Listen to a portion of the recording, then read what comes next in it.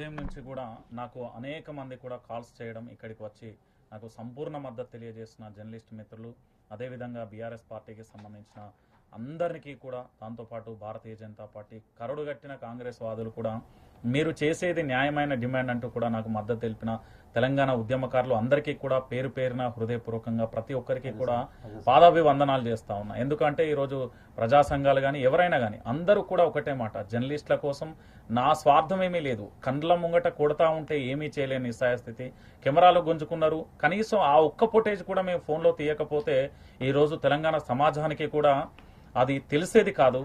మా కెమెరాలను ముఖ్యమంత్రి గారి నివాసం వద్ద వెహికల్ను గుంజుకొని కెమెరాలను గుంజుకొని దాదాపు 3 గంటల పాటు ఇబ్బంది పెడితే మళ్ళీ ఇక్కడికి వచ్చి లైవ్లో పెడితే ఫోన్లో మళ్ళీ అప్పుడు పిలిచి మాకు ఇచ్చిన పరిస్థితి కనబడ్డది. అంటే నేను ఒకటే మాట, దాదాపుగా 10 సంవత్సరాల పైచిలకు అనుభవం, అనేక శాటిలైట్ ఛానళ్లలో పనిచేసినాం. సీనియర్ జర్నలిస్ట్గా నేను అడిగిన వాదన ఏంది అంటే, జర్నలిస్టులతోని పెట్టుకుంటే ప్రభుత్వాలు ఏవైనా కూలిపోతాయి. అది కలం పట్టిన ప్రతి ఒక్కరూ కూడా ప్రభుత్వాన్ని హెచ్చరించారు. కానీ అనవసరంగా కూడా మమ్మల్ని రాద్ధాంతం చేసి ఈ రోజు కూడా ఎల్బీసీ అనే కోడ్ లాంగ్వేజ్లతో ఇష్టానుసారంగా బూతులు తిడుతున్న పరిస్థితి కనబడుతుంది.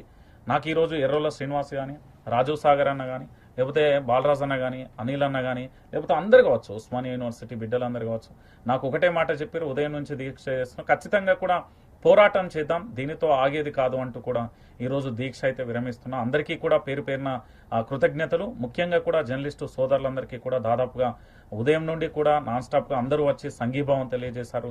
వాళ్ళు చెప్పలేకపోయినా కానీ ఒక మాట చెప్పారు, అన్న తల్లి ఎట్లాగో ఆకలైతుందంటే పిలిచి ముద్ద పెడుతుంది, అట్లాగే నువ్వు ఎప్పుడైనా కూడా ఏ ఛానల్లో పనిచేసినా కూడా అందరికీ సహకారం అందించను, ఖచ్చితంగా మాకు న్యాయం జరుగుతుంది అనే ఒక నమ్మకంతోనైతే మేము మీకు పూర్తిగా మద్దతు తెలిపినాం. ఖచ్చితంగా ప్రభుత్వం దిగి వస్తుందని నేను అనుకుంటున్నా. దిగి రాకపోతే తదుపరి కార్యాచరణ కూడా ఖచ్చితంగా ఉంటుంది. జర్నలిస్ట్ యూనియన్ సంఘాలు, ప్రెస్ అకాడమీ చైర్మన్లు మరి ఈరోజు ఎక్కడున్నారు ఏంది అనేది ఆచూకీ వెతకాల్సిన పరిస్థితి కూడా కనబడుతుంది. ఆనాడు నేడు మాట ఎంత డిఫరెంట్గా ఉందో ప్రజలందరూ చూస్తున్నారు. Thank you so much.